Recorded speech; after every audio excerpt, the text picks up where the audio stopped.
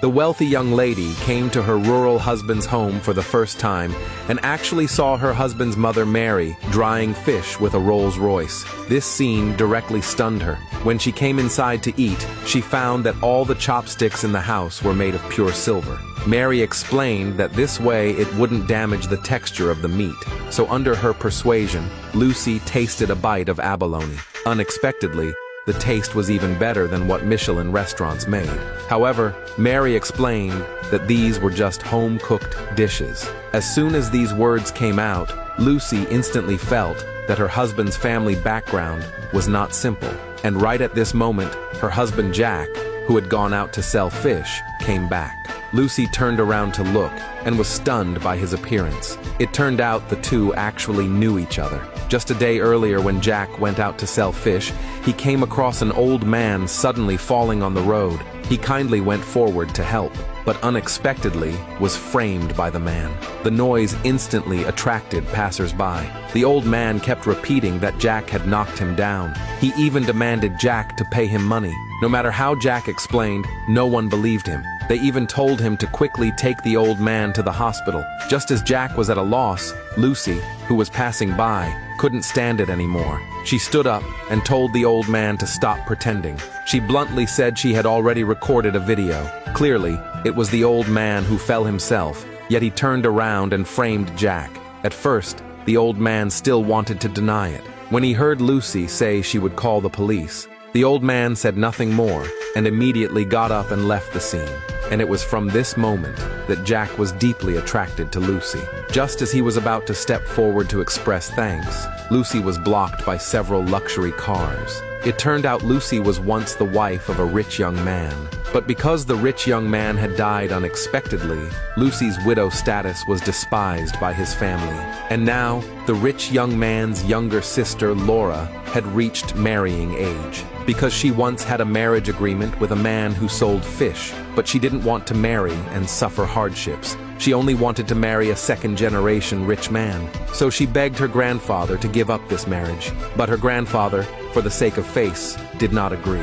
So Laura's mother ordered people to bring Lucy over and bluntly told Lucy to replace her daughter to marry that man who sold fish. At first, Lucy strongly refused, but they threatened her with her mother's life. Helpless, Lucy had no choice but to agree. On the wedding day, Laura's husband used a luxury car to pick up his bride. By contrast, on Lucy's side, there only came a shabby truck for hauling goods. This sharp contrast made Laura and her mother even more arrogant. Not only did they publicly mock Lucy for her marriage, they even hurled harsh words at her. But for the sake of her mother, Lucy didn't argue with them. She got on the truck that came to pick her up and went to her rural husband's home.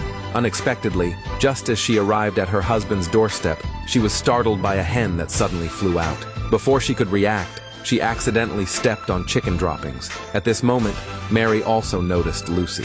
Worried she was hungry, Mary warmly led Lucy to eat. Lucy was stunned at the delicacies laid out on the table. There were not only king crabs and abalone, but even the utensils were made of pure silver. Just as she was filled with doubt, Jack rode back on a small tricycle. The two looked at each other and quickly recognized one another. Jack was stunned by the scene before him. Soon, under his mother's reminder, Jack remembered to give Lucy a gift. Lucy, very reluctant, took the package covered with fish scales. When she opened it, she was surprised to find that inside was actually a pile of gold bangles. Lucy looked at Jack in shock. Mary, seeing this, thought Lucy didn't like them. She turned and scolded her son for not being willing to spend money on good things. The next second, Jack presented a diamond-encrusted necklace. Lucy was so shocked she couldn't speak. In her heart, she was deeply puzzled about what kind of family Jack really came from, to be able to afford such expensive gifts. She immediately questioned them. "Is your family really selling fish?" Mary replied bluntly that their family had run fish farms for generations. After speaking, she told her son to take Lucy to see their fish farm. Soon, the two came to the fish pond. Jack introduced to Lucy that his family had contracted 80% of the mountain area suitable for farming. They not only had all kinds of farms, but also other industry chain factories. After speaking, Jack handed Lucy a bank card with $100 million. He told her to use it as pocket money. Seeing Lucy's face of disbelief, Jack had no choice but to reassure her. After all, their family's annual income was about tens of billions of dollars. It was only at this moment that Lucy realized her rural husband's identity was not simple. The next day, while Lucy was delivering food, she was suddenly invited by Jack to attend a banquet. So much so that she didn't even have time to change her clothes. Unexpectedly, as soon as she arrived at the venue, she ran into Laura and her rich second-generation husband. Lucy was just about to run away when Laura saw her. She was immediately stopped by Laura. Laura, full of mockery, asked Lucy, a delivery woman, what she was doing at such a high-end banquet. Without waiting for Lucy to answer, she snatched the drink from her hand and poured it directly onto Lucy in front of everyone. Helpless, Lucy had no choice but to say she was waiting for someone here.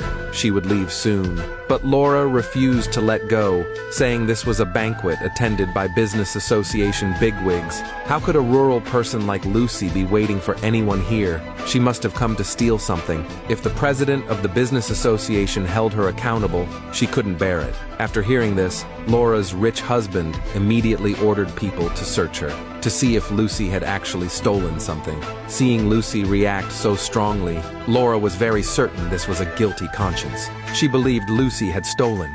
Even though Lucy strongly explained she hadn't stolen anything, Laura still didn't believe. During their argument, the necklace Jack had given Lucy fell to the ground. Laura was stunned when she saw it. This was a globally limited diamond necklace worth $50 million.